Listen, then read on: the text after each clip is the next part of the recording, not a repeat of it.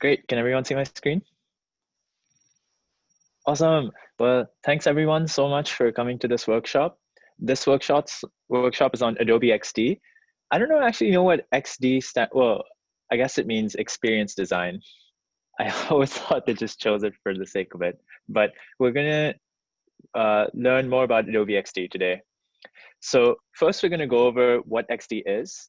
Then we're gonna look at a little bit of the interface, like what the different tools are, what the different settings are. In particular, I want to show you three sort of main panels of the interface, which we'll use. And then we're going to use XD to recreate a small but pretty close lookalike of Twitter. All right, sounds good? Cool, so let's start with talking about what Adobe XD is. So Adobe makes a ton of software. Some of you have already maybe used some of that software like Photoshop, Illustrator, After Effects, but recently they're also, well, recently meaning like in the past 2 or 3 years or so, they came out with XD.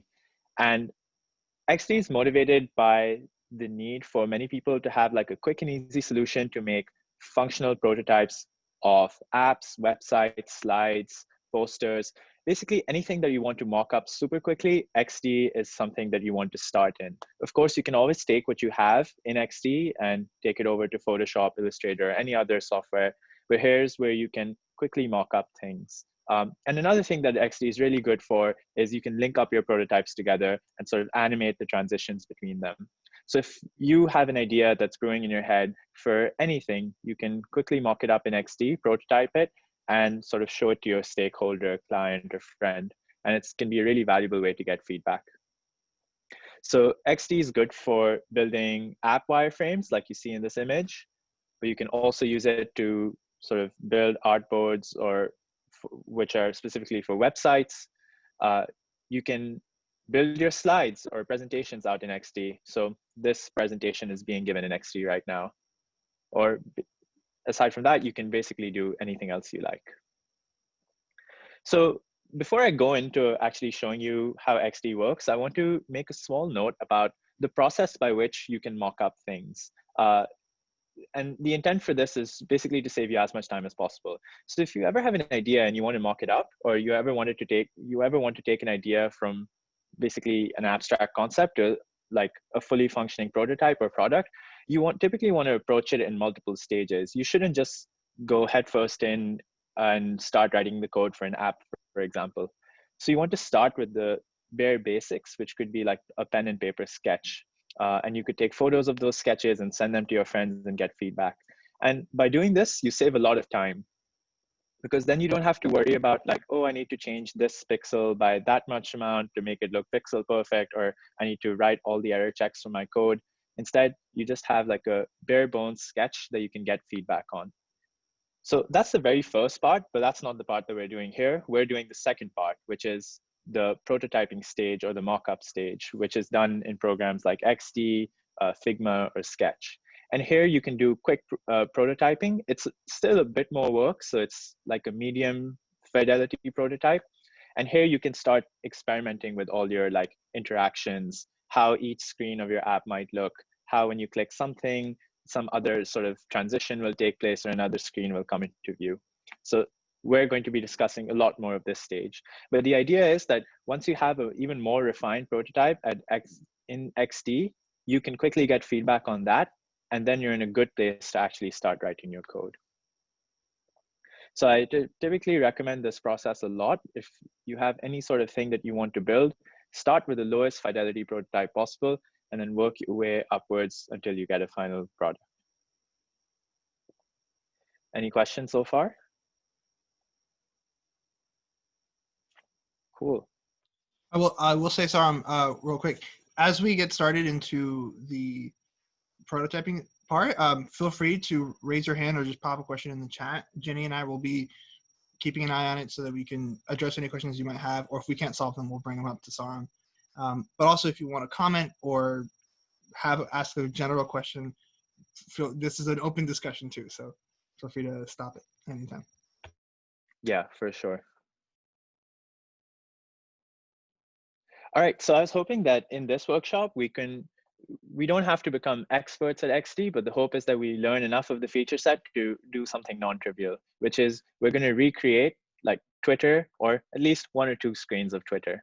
And what I mean by that is I'll first sort of show you what I've made, and we'll sort of look at the spec in more detail and sort of see all the things that we need to create in XD. So first, let's actually take a look at what we're trying to create. And we'll look at the XD interface very soon.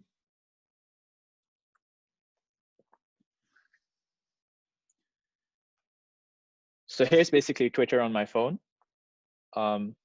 Let's improve the quality so it's clearer. And you start with your home screen.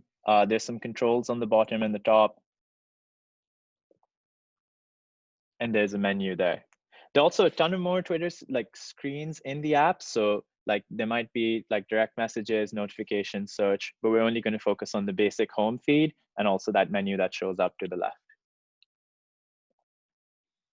So it doesn't seem like much, but hopefully while building out these screens, we'll get a better idea of all the features that XD has to offer and what actually goes into building these screens up.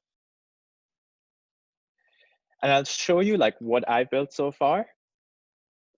So here is the mockup that I have, and I'll sort of go into how everything works. But it's a pretty convincing recreation of what we saw in the video, which was a direct screen record from Twitter. And here also is the menu, same as before. So it's a completely interactive prototype. Sarim, good. Could you move the little menu for screen sharing off to the side? Yep. Thank you.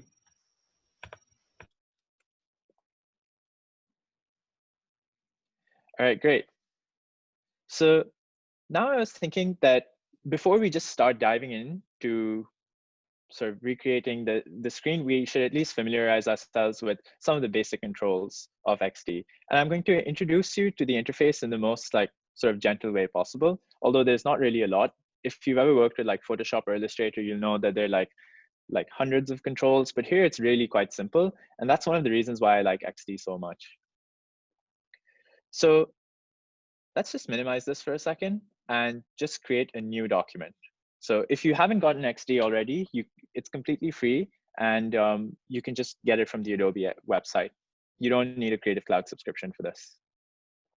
And when you start it up, you can create artboards of different sizes. So you're not fixed to a particular artboard size, although it does give you things that you can start off with. So like you might want to create something for an iPhone, something for a website, any social sort of media posts as well, or something custom. So all sizes are in pixels. So I'm going to choose the iPhone one.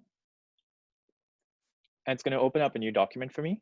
And it's created this thing called an artboard. Now, if you're ever familiar with like other Adobe programs, an artboard is just like a canvas or a space in which you can start putting in stuff. And you're not limited to just one artboard, you can create multiple. So to create another artboard, you can just make sure you have design selected in the top. That's like your design pane. And you can scroll down this list of controls until you get to the second last one, which is called artboard.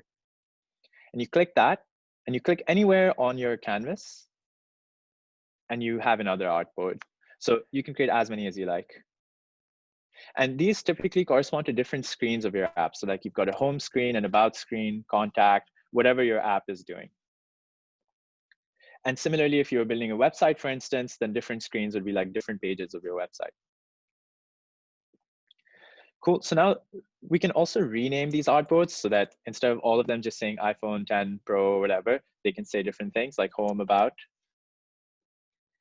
And there are a number of different, so every time you click an artboard by just clicking its name, you'll see that the whole artboard is selected.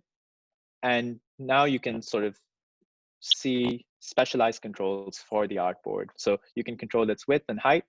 You can change its orientation from landscape to portrait. You can change its fill color, like background color, and so on and so forth. So there are lots of like things that you can do. And there are some of the things that XD has also lets you sort of be more accurate with your design. So Grid, for instance, is a way to turn on a layout grid. If you're ever familiar with other sorts of design software, if you want to be really like accurate with your designs, then you can turn on a grid and it'll help you line up stuff really easily. So for instance, one of the other controls is this square one. I can just line up the square along to the grid. So it's very easy to snap stuff off and on this grid.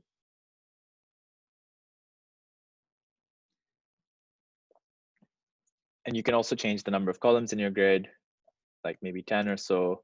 You can change the space between each of those blue columns, and so on and so forth. So you can really create a grid according to however, if any of you have taken an art course before, maybe, then you can set up the grid to however you like. Cool, but I'm just going to turn it off for a second. So one of the things I showed you was this like rectangle shape. If you want to make a square, just have the shape and hold down Shift while you're doing it, and it'll create a shape in proportion. So that's your square. Same goes for circles. So you can have an ellipse, but you can also hold down Shift and make it into a circle. Same for triangles and so on and so forth. There are also lines. Pen tool, if you've ever used one in other programs, you can create all sorts of like strange shapes. And then finally, text.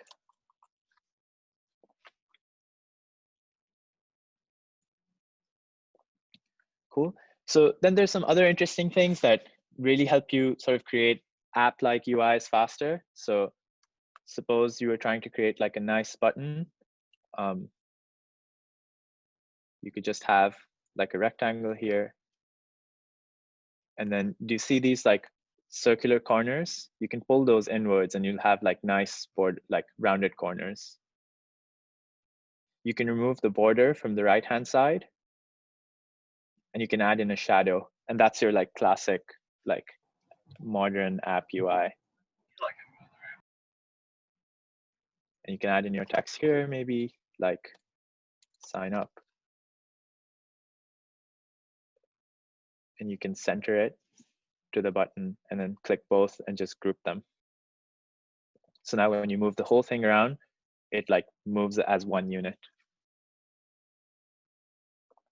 So those are like some of the basic controls that you see in the design section. All of these elements are available for you. And you might be thinking, yeah, that's not a lot. And that's true. You can't make any like weird, crazy shapes that you could in like something like Illustrator, but usually this is enough. And one of the best things is if you have Illustrator installed, you can copy paste any sort of thing that you have there and just paste it in here and it'll work all the same. You just can't create it here. Another thing I wanted to show you was like the layers panel.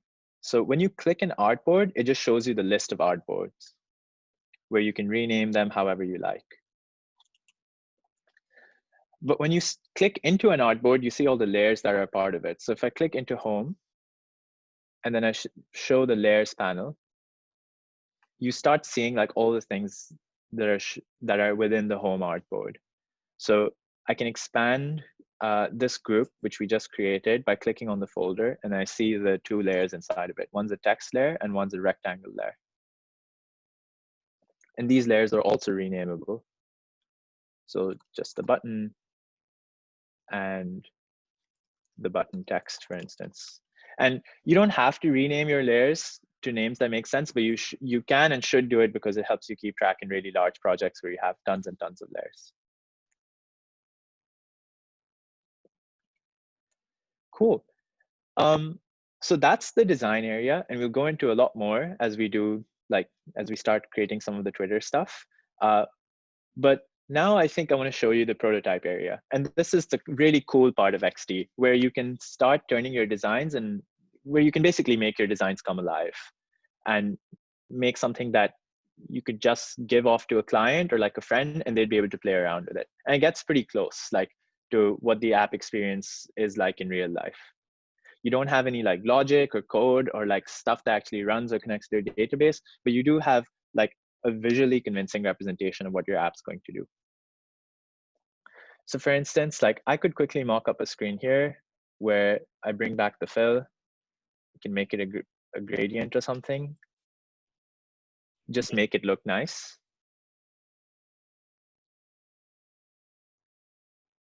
And then maybe I have like a logo out here.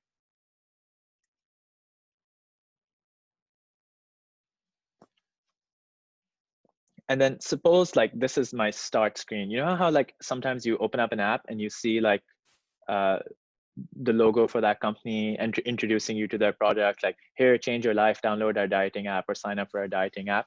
So then they give you like this call to action button. And when you click it, maybe something else happens. Like they take you to a sign, like enter your details screen, or they do something weird like with animations. So we can recreate that pretty easily here. So this is like a home screen where you see like all the details about the product. And say you want to go into like a sign up screen where you have your enter your email, enter your password, sign up. So we can do that pretty easily as well. You can create 2 rectangles.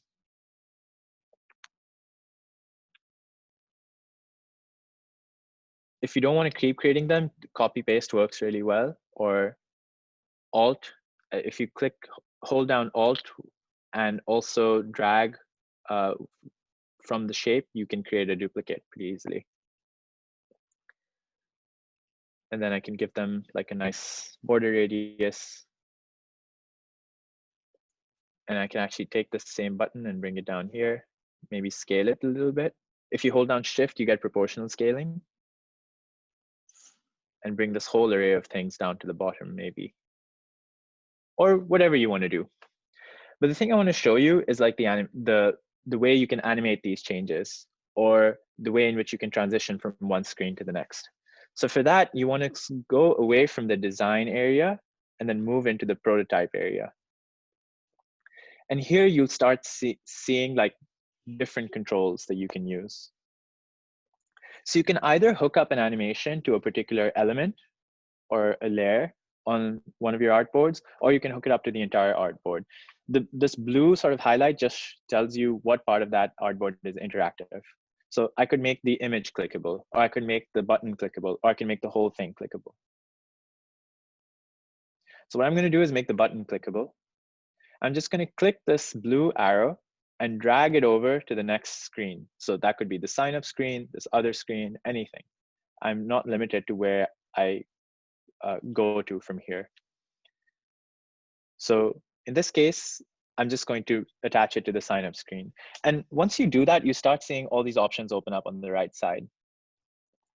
So what do you want the trigger to be? So I'll show you what the tap trigger is. That's just when you click it. But there are also other triggers, like if you drag stuff, or if you have like a controller connected, or if you want to use a particular key on your keyboard, or even if you want to say something and prototype a sort of voice assistant interaction, you can do that as well.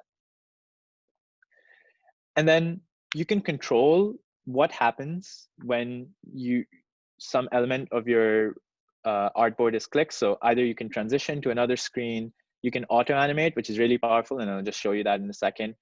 Or you can do a whole bunch of other things like play back some audio.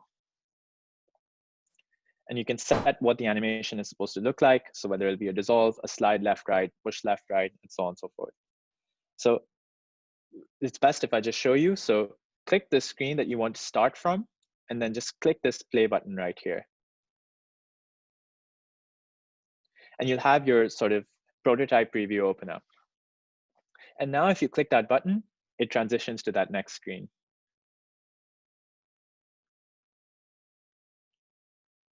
I realize I've been talking for a long time, so how's everyone doing? Has everyone been able to play around with some of the XD design stuff and get some of this prototype stuff working? Sweet.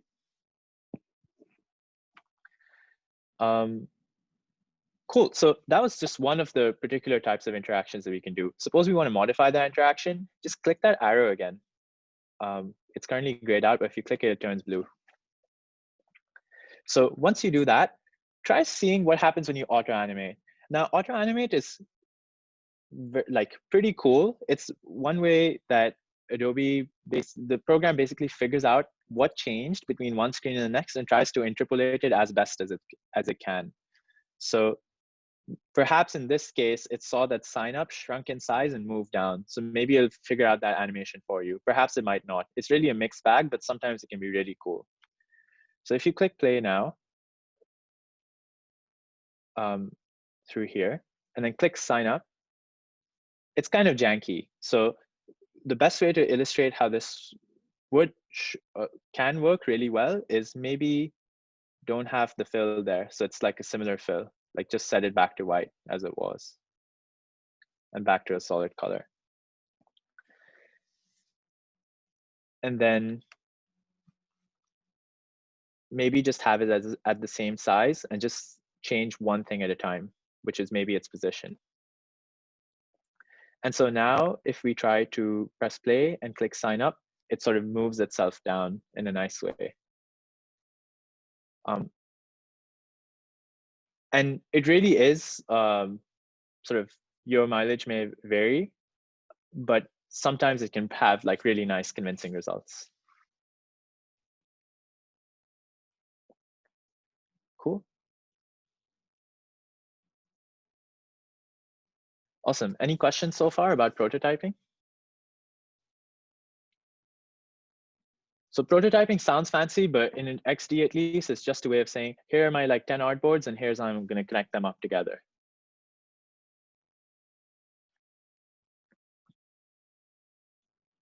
Nice. So the last pane that I want to show you is the share pane.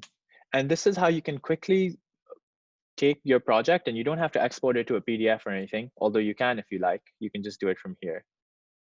But this is a much nicer way of collecting feedback on your projects in an interactive way. So I can just choose the artboards I want to share and then create a link for them. And you can choose like what kind of flavor of feedback you want. So do you want a design review? Do you want to share some prototype work with your developers or like some code with people?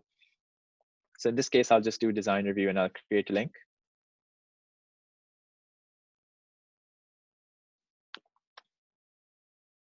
And I'll just copy that.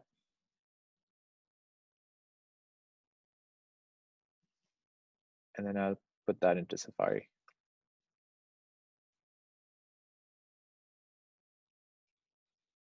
So people do see like a fully interactive prototype when you send them that link. So it's quite powerful in that case, in that sense. And you can add in your comments. But you do need an Adobe ID for that. Great, so let's move on to Twitter. Cool. So I'm going to reopen what I had.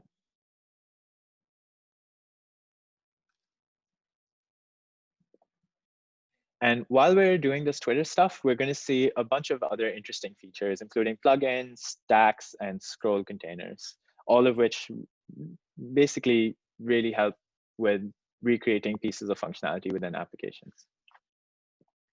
All right, so in this case, we're cheating a little bit because we have a reference. So recreating stuff off a reference is quite easy and wouldn't take us a lot of time. But if you were starting completely from scratch, I'd recommend you go to like some uicollective.com style website where you can see common patterns, or materialdesign.com and see like all the different ways that people have built apps in the past, so you can do the same as well. But in this case, we know what to build. So if you look at the Twitter home screen, you can start thinking of it as sort of components or groups of similar elements. So just based on that information, can anyone tell me what's a piece of like, what's a piece of this interface or a part of the UI which is distinct or stands out? So I can start you off. Something like a nav bar is what might be considered a component. But can anyone else take any guess as to what might be other components or pieces of this interface? A list of posts? Yeah, awesome. A list of posts. That's great. Anyone else? There's like the add a post button at the bottom. Yeah, perfect. The add a post button. And that's actually a great point, because it doesn't matter how big or how small a component is. Like sometimes people think a component is something like big and all encompassing, but it can also be something really micro as well. All right, anything else? Toolbar at the top? Yeah, toolbar at the top. And also at the bottom, a bunch of icons at the bottom, like home, search. And it's also interesting that's, oh, go for it. Also the buttons for each post, like the retweets and stuff like that? Yeah, exactly. So that's what I was going to say, which is like, even though a post is like your encapsulating component, there might be smaller components inside of it. So in this case, like we've got your main post, but then inside of that, we might also have like other things too. So we might have like who retweeted it, like what the like picture for it is, or like what the avatar photo is, all this stuff, which is like your text details, your description. So just, it really depends.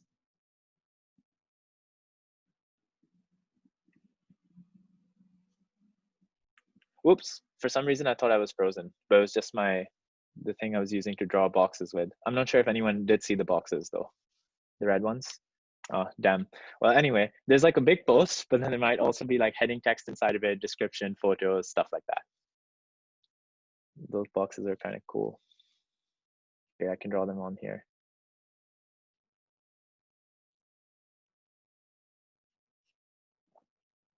Yeah, so you might have one like that, you might have another one here, and so on and so forth. So you can have nested components within your big component. Yeah. And so keep that in mind as we start drawing some of this stuff out, because in our layers panel, we're going to start nesting some of these things for our own sanity, and we're going to start strategically making groups of things. And it's not just a sanity thing. There's also a really cool feature that I want to show you, which eliminates grunt work in Xd. But that's based on sort of having a solid understanding of components that can nest. Basically, you want to set yourself up to reuse as much of the stuff you're making as possible.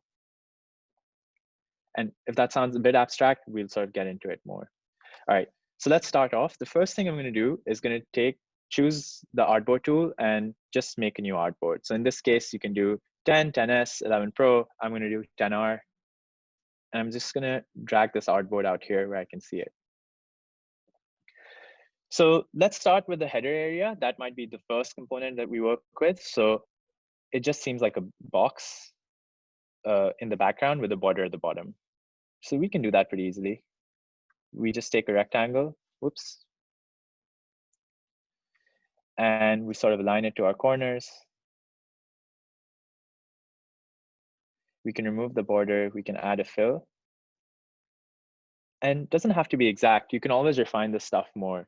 So maybe I don't want the background to be blue. Maybe I want it to be orange instead, because it's Halloween coming up. But in this case, I'm just going to choose this like brown reddish color. And in fact, one thing I can do is also just change to the background on my artboard. So I don't have to start creating all these rectangles. I can just do it in the background as well. And the only thing I need to change color for is like special things. Like if I want the header to be a special color. So I'm just going to leave it like that. All right, now I'm done with this like sort of header. So the next thing is maybe I want these like date and time icons, the sort of Wi-Fi signal, things like that. Now, one easy way that we can get these is if you just click File and go to Get UI Kits and Apple iOS. So Adobe Xd bundles iOS wireframing kits, material design, Windows, everything. So I'm just going to click iOS.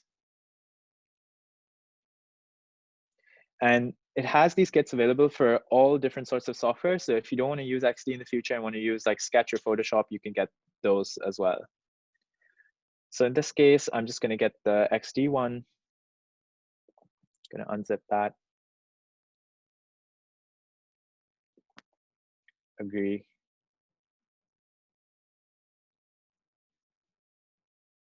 Double click. Cool. So there's a whole bunch of stuff in here. I think so you've got your UI elements and your production templates. I think UI elements is where you want to go. And just sort of go to click the iPhone one, and let's see what we get.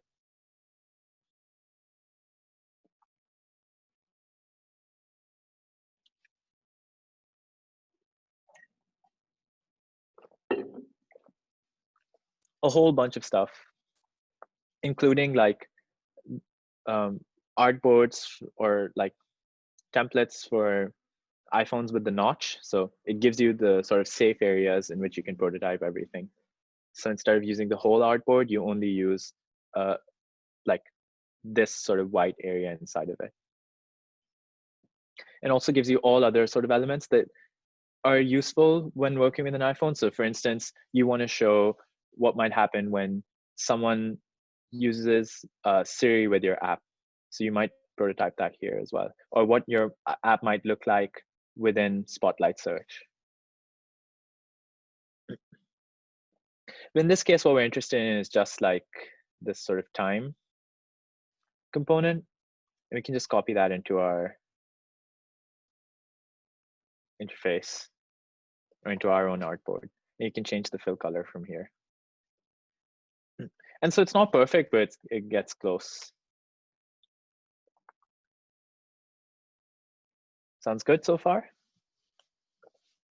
Was anyone able to download the wireframe kit and successfully copy over one of the components?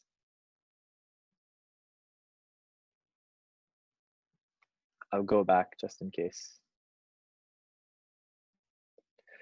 One thing that might make it tricky is, I didn't cover this, but if there's a lock icon, you can just click the lock to unlock things.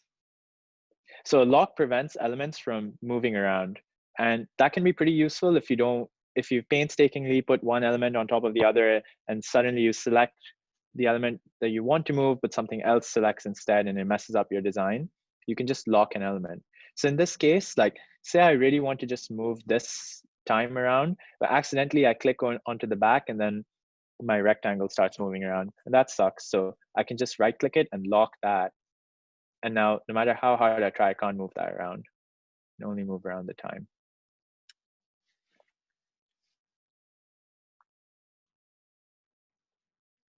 But yeah, this was just an example of how you can use existing UI kits and sort of accelerate your design process. But we're not going to do that. We just wanted those like time icons, but we're just going to move on.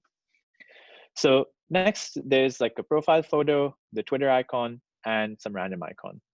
So if you're we know already that Xd doesn't have complicated shape tools. And there's definitely no way that it's going to be easy enough to trace a Twitter-like icon. And it's also just not a good use of time. But luckily, there are plugins out there that give a whole repository of icons to us for free that we can just quickly plop into our design. So to start using plugins, just go to your left bar in the design panel and scroll all the way down. It's the bottom left icon, and just click it. And you can see here that I have a ton of plugins installed. And the bad thing about Xd is it's so simple to do many things. You need to install these plugins, but the good thing is that the plugins are there. So to get a plugin, you can just click this add icon on the top, and the plugin store will open. And from here, you can start installing a whole bunch of plugins. So in this case, the plugin that I want is Icons for Design. And it's this one right here. And you can just install it.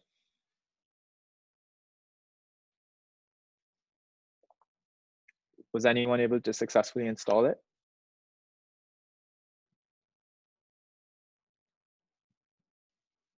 Cool. So once you have that, now you can go back to your plugin panel, click Icons for Design, and start typing in the name of the icon that you want. So in this case, I really don't want to go to Google, find like a Twitter icon or logo. I don't want to go to Illustrator, and I don't want to trace out a Twitter-like icon there. But luckily, they're already available. So if I just search Twitter, there are a whole bunch of sort of icon libraries that I can use. So in this case, I might just use this one from Ionic called Logo Twitter. And when I click that, it appears on the top left of my artboard. And with that, I can just take it anywhere I want. And it's like a shape. It's a full vector shape. And that means I can change its fill, or I can add a border to it, or I can resize it infinitely. I can do whatever I want. I can even edit its paths. If I double click onto any shape in Xd, you can start editing some of its paths with the pen tool.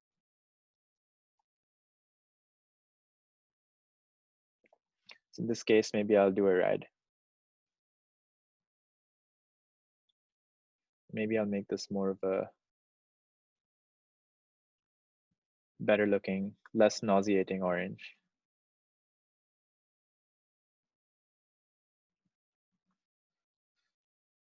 Nice. Yeah, that's a good color mix. Orange and black is hard. Yeah. Yeah.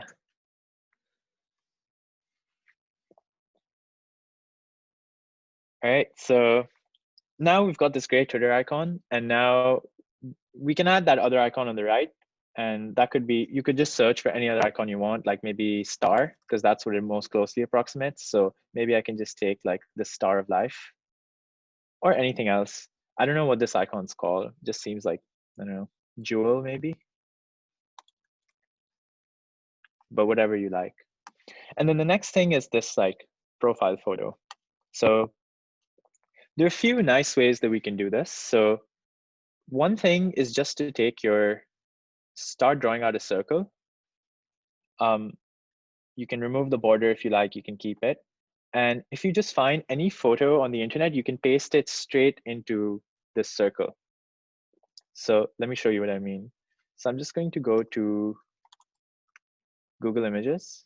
I'm going to search for cat. And I'm just going to copy the image. And just with my shape selected, just paste, whoops, just paste it here. So sometimes you can drag photos from your downloads folder or wherever straight into the image. I think if you, there we go. So say you have your photo like copied into your clipboard, you can click this, like any shape that you want, go to edit, and just instead of clicking paste, just click paste appearance. And that'll paste the image onto the shape for you. And you can double click the image itself to move it around inside of the shape. How does that sound? Cool. Now, this was basically a shortcut because what it essentially did, if you're ever familiar with having used any other sort of graphics program, it created an image mask. So it masks like one thing on top of the other. And I can show you how to do it manually as well. So say that we've got, let's do a triangle this time. We've got this triangle and we want to put we want to mask it with an image. So I'm going to paste in the image I have here. And I'm going to bring my sort of masking object to the front.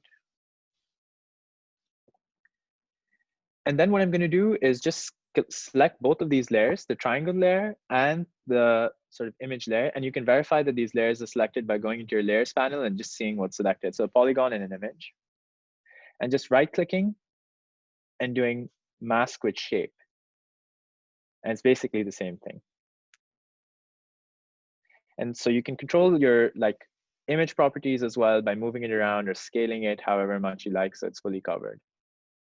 Or you can control your sort of combined properties too by deselecting and selecting the whole group, the mask group.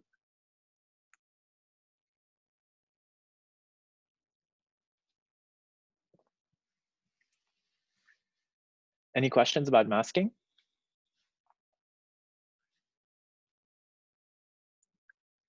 Cool. So at this point, we've got our header area ready. We've got like your profile photo, your like Twitter icon, this other icon.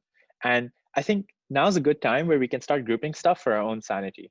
So for instance, like these three icons here, just this guy, and this one.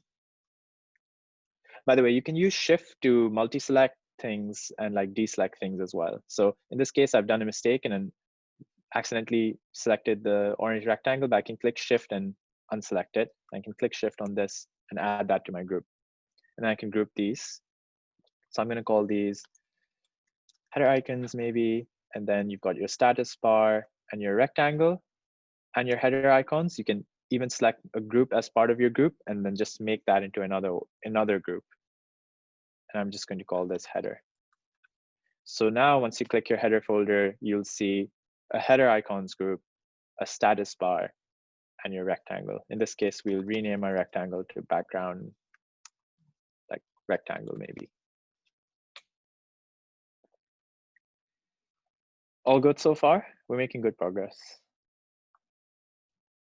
Cool, so now let's see what else we need. Let's start tackling one of these posts. Oh, actually, before we even do that, let's do something else, which might be interesting, which is sort of looking at something called stacks. And what stacks do, they actually work with groups. You can turn any group into a stack, but it helps things sort of move around or snap really quickly in case you ever want to shift around stuff. And I think the best way to is to just show it to you. So if you select your group, which has these three things inside of it, you can go up to the right hand side panel, and if you see this like tiny option that says stack, and if you just click it, it'll detect whether it's automatically whether it should be a horizontal or vertical stack. So it inferred correctly that everything is laid out horizontally, so it should be a horizontal stack. So nothing changed visually, but something changed like for us, which will make our life much easier. So within the stack, you can click any one of the elements inside of it. And now notice what happens when you sort of start dragging the element. They trade places, which is quite useful. So if you ever like want to make like iterate on your design in the future, where you spent like 2 hours like aligning everything perfectly, but now someone comes up to you and says, oh, what if the profile photo and the Twitter icon were switched? And they're like, oh shucks, like I spent so long doing all that work, now what do I do? Well, if you have a stack set up, you can quickly switch the order of elements pretty easily. So in this case, like I want the Twitter icon to go first, great, and my profile photo is in the center. And you can control also the padding between each element in your stack by just hovering over the white space in the middle, and you'll see this like arrow cursor pop up, which can help you control that as well.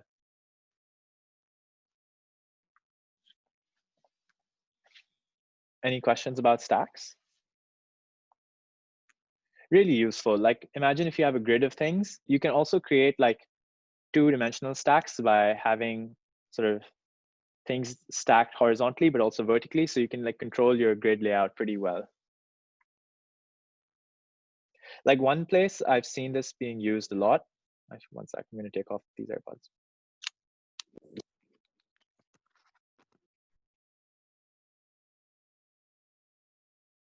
Can you guys hear me?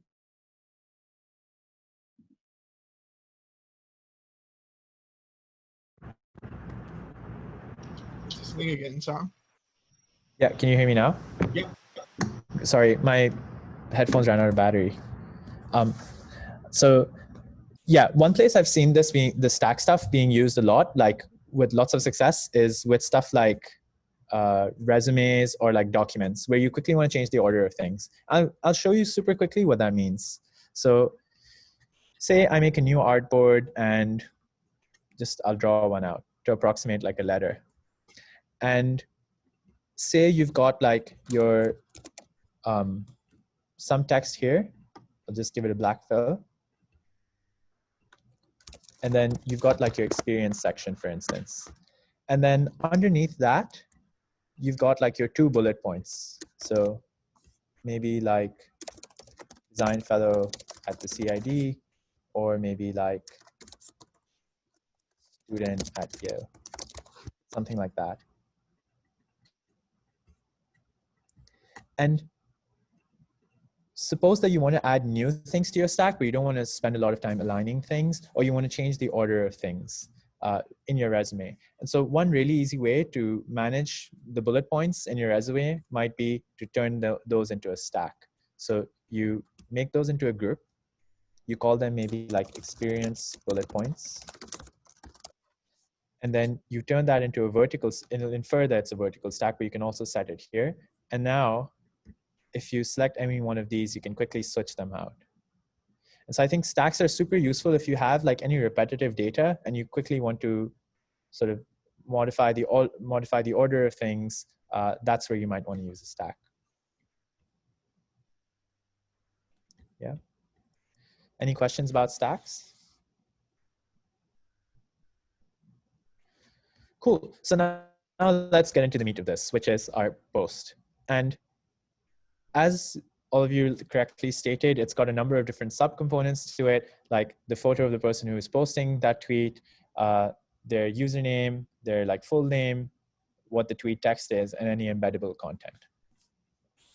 So we're just going to make a rather simple version of this, just in the interest of time. First, we have like a photo. Then we might have maybe some text here. Maybe a tweet, a hot take from Antonio. And after that, you can also set up a username.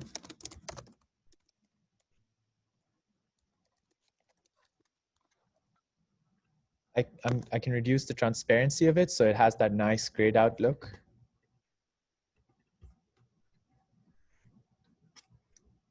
And I can also add some text. So when you're dealing with text, actually two ways to deal with it. You can have it either as point text, which is nice to scale and things like that, and easy to work with, and it hugs around the edges of your text really well, so you never have to worry about, oh, is there too much like space between the edge of my text box and my text? It always hugs it perfectly. But if you do want that traditional text box style text, you can click area text on this panel.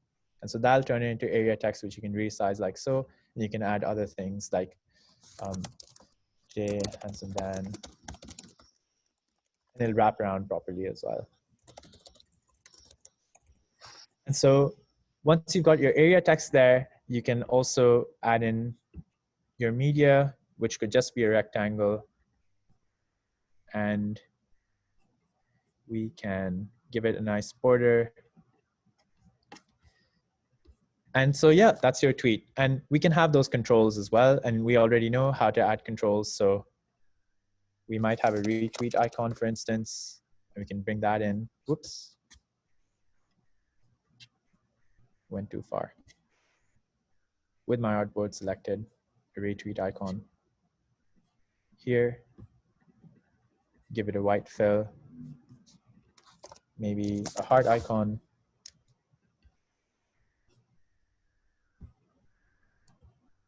Here, and so on and so forth. So not bad. Like we just took the basic stuff we already knew and assembled it into something that looks like a tweet. So that's great. Now, imagine doing this 3 times, 4 times, like 5 more times to create your list of tweets. Now that really sucks. So what if there was a way that we could accelerate the pace of our design using something that we already have in Xd and just reusing it, and possibly even having like different stuff change every time.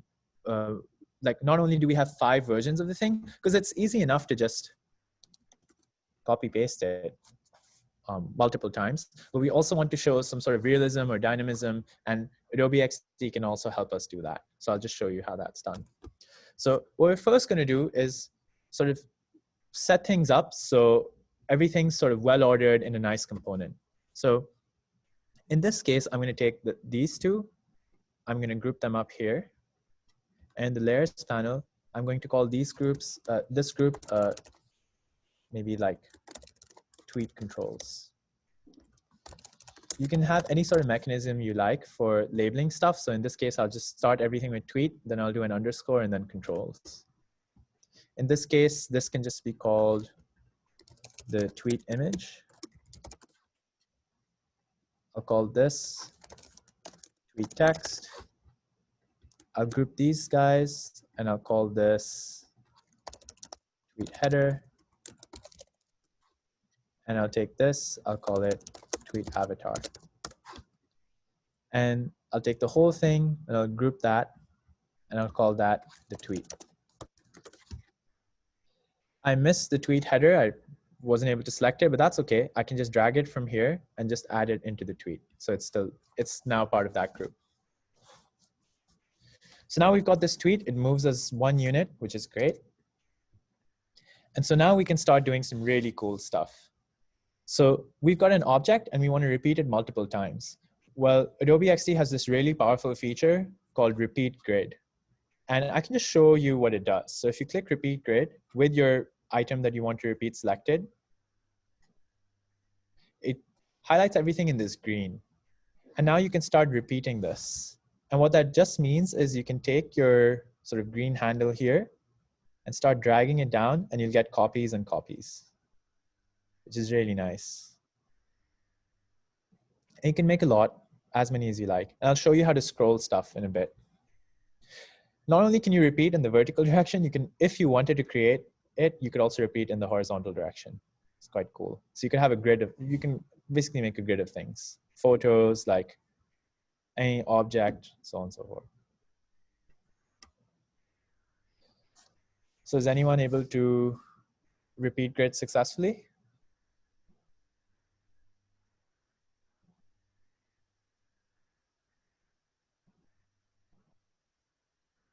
Cool. Any questions?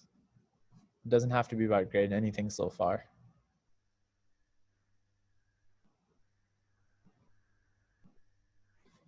Okay, so I'm just going to bring that back to the vertical repeat grid. And so now we've got this. One thing I can start doing now is maybe going to Google Images, pulling up some photos for all these different people who are using Twitter. But there, again, we can use a plugin to make our life much easier and dynamically generate all these photos. And so what I mean by that is if you click your plugins area, and if you find this plugin called Repeater, R-E-P-E-T-O-R, and install that, it says easily generate and reorder content inside repeat grids. So you can install that.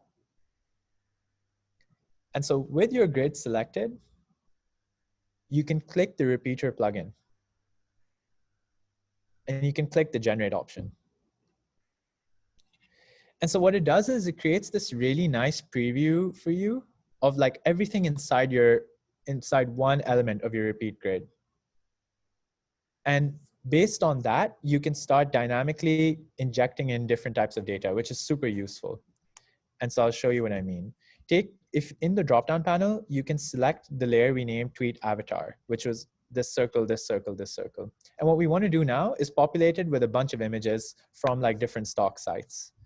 So it gives us nice sort of basically a helpful search for us. So let's just click portrait here. And so these are all the different types of portraits that are going to become available. We can search again and get different results, anything that we want.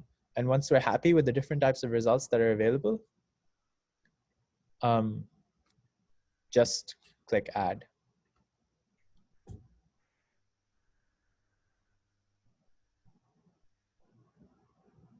There we go. So it auto-populated everything straight into our circles. And we've got like our avatar images. But it can do so much more than just like avatar images. Let's do the regular images first. So with the whole grid selected, you can select your tweet image. Let's maybe make it some nature photos, add those. Great, so we've got our like photos set up there. You'll notice like there's this really annoying border, but luckily once you're in a grid, you can remove the border on one element and it'll remove it from everywhere else as well.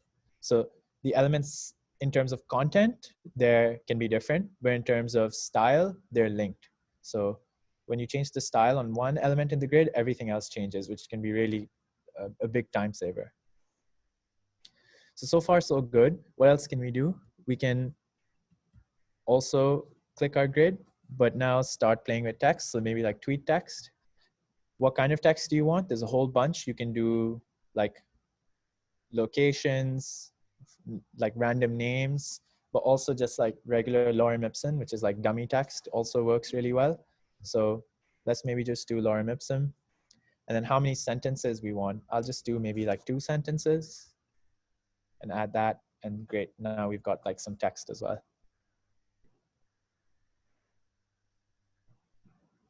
And same for the names. We could have done the same for the names too. In fact, we can just do it now. So this part, where it says Antonio Medina, we can change that to maybe, it doesn't let us do both first and last names, which is fine. We could have made 2 separate layers for each type.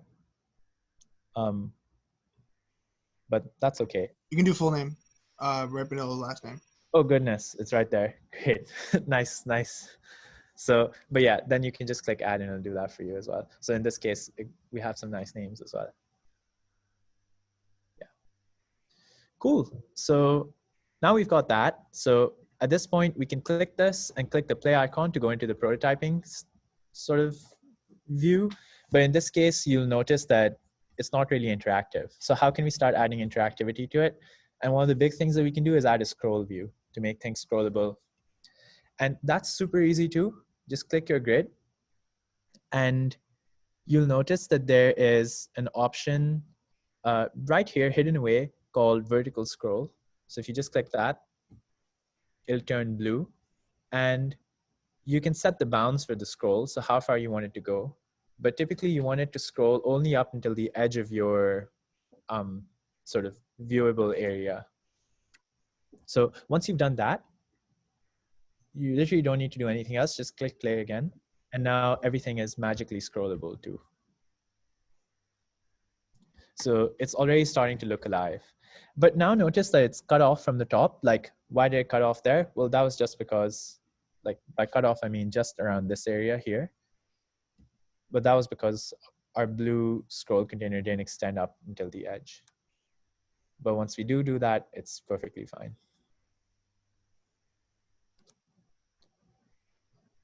Cool. Any questions so far about repeat grids, populating them with content, or scrolling?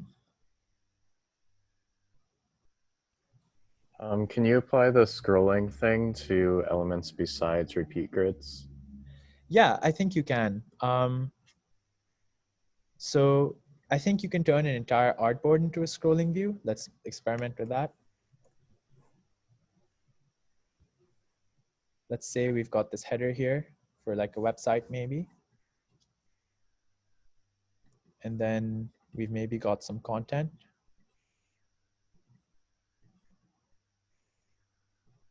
I think for some things you can say they're fixed position while scrolling. For some things you can scroll them too. So they weren't really part of a grid, but you could still apply the scroll. And so here, this part is scrollable now, but the rest of the page isn't. One thing you can do as well is to just illustrate the fixed position stuff. Say that we've got this, like a whole bunch of stuff on the page. And we want to try and make the whole page like a scrolling page. We can just say scrolling vertical here. And when you do that, you can change the viewport height. Like you can set the blue scroll line. So in this case, the whole artboard has become scrollable by clicking artboard and just clicking scrolling. So now if we preview this, the whole thing is scrollable. But say we wanted this to be like the nav bar,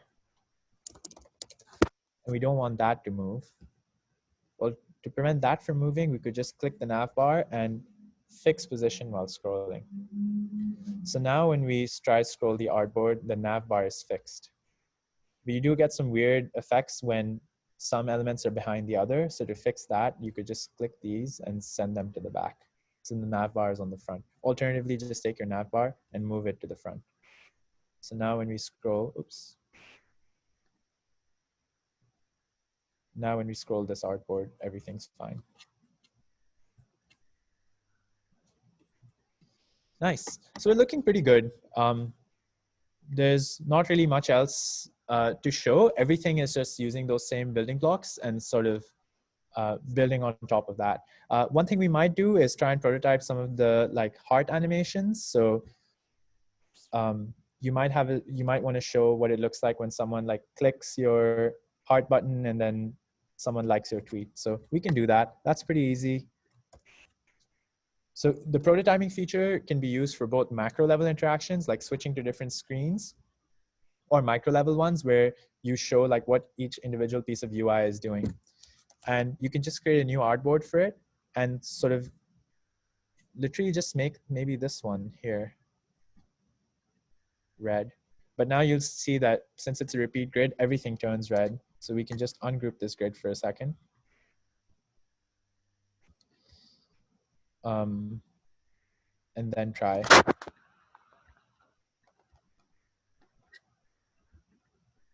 There we go.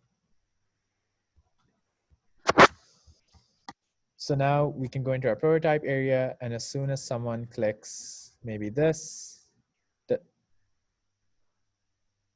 we just link it up to this screen. So now let's see what that looks like. Now it just turns red. So that's like one like quick and easy way you can set up these like micro level interactions. The last thing that I wanted to show you was how we can have this off-screen menu show up. So let's assume that menu has been built for us already. Like it's just another screen somewhere. So I'm just going to bring it out here. Let's pretend that we spent a bunch of time making it. I'm going to bring this guy over here. And what we want to happen is as soon as we click our profile photo, we should want that like menu to appear off from the left. So that's also something that's really easy using the overlay feature. So I'm just going to go here, click the element that I want to trigger the animation, drag it over to my other screen. And here, yeah, the trigger should be tapped. The type of the action though should be overlay. And so now it shows how the overlay is going to appear onto the screen. And we can choose what kind of animation we want. But for now, I'm not going to change anything and sort of show you how things change as I change around those properties. So for now, when I click the profile photo, it brings up this thing right in the middle. That's the overlay. But say we want it to look better. How would we do that? Well, we just click our sort of animation again. Sort of the blue line linking both the screens. We move the overlay off to the edge. Now let's see what happens. So now the overlay comes on the left, which is quite nice, but it's still dissolving. It's not like sliding. And the way to change that is just to set the animation to slide right. Whoops. So now when I press play now, it slides in from the left towards the right. It's quite nice. And when the best thing about the overlay is when you click on the overlay, it just disappears. So you don't need to set up the reverse animation. Yeah, so now we've got a fairly like functional Halloween themed Twitter clone with some like prototyping features or some interactions and animations like liking things and so on and so forth. And now the idea is that you should be able to take these artboards, share them with stakeholders, share them with your friends, get feedback, and you never have to deal with stuff like email, PDFs, images. You just have a fully functioning prototype that you can sort of take out into the world. But yeah, that's all I have for you. Happy to take questions, but otherwise, thank you. This is fantastic. Thank you so much. No problem. Thanks, everyone. Great workshop. I have a quick question. So for that heart animation, in the transition interaction menu, is there anything that's like, so there's all these awesome pre-built things like adding in images and things like that. Yeah. Is there anything like that? Because I know in Twitter when you like something, it does like maybe like a little backflip or like. Yeah, exactly. Yeah. So I was actually trying to play with that exact thing. And auto animate on its own is not sort of equipped to deal with this, but you can sort of trick Adobe Xd into creating the right sort of animation for you. And I'll show you what that means. So I was actually trying to find an example of this online where, because Twitter's heart animation is so like popular, people have tried to recreate an Adobe Xd with much success. But this involves some sort of complications around masking stuff. Whoops. Let me skip that ad. Also, to everybody in the workshop, thank you for coming through and participating. Hopefully, did anyone actively follow along? I did a bit at the beginning, but It's then I just hard, kind of yeah. watched yeah. It's an art form. I definitely like struggle with this side of visual prototyping. So this is really cool, Sarim. Yeah. I will send the recording along to everybody after the workshop, so you can follow along later at reduced speed if needed. Awesome. But yeah, Antonio, here's the animation. Someone was able to recreate it in XD, but it involved lots and lots of layers. So I don't know if it's showing up on my screen, but here's how they did it. whoops, just to here. That's the whole like confetti, like interpolating between the sizes of the heart and everything. And that just involves setting up more layers. So auto animate on its own is not smart enough to figure this out, but after you do some finagling, you can get it to do it. That's awesome. Sweet. Well, that's really great, Sarim. And maybe when we send the video along, you can also send this Adobe Xd file so that they can also do the prototype. Awesome. Great. Will do. Awesome. Thank you, everybody, so much for coming through. And if we'll continue to do more of these virtual workshops on a variety of different topics. Visual prototyping is one of them, but we'll be doing electronics and more 3D modeling and maybe some machine learning towards the end of the semester. So it'll be lots of fun. And if you have feedback, we would love that feedback. So you can fill out the form from our newsletter, or you can just email us directly and say things you liked or you didn't like, or things that we could do better, or if there's a workshop you are dying to see, let us know so we'll try and figure it out. Perfect. Thanks, Phyllis. All right. Thank you, everyone. Thanks. Everybody. Thank you. Come by the CEID. We miss people if you're in town.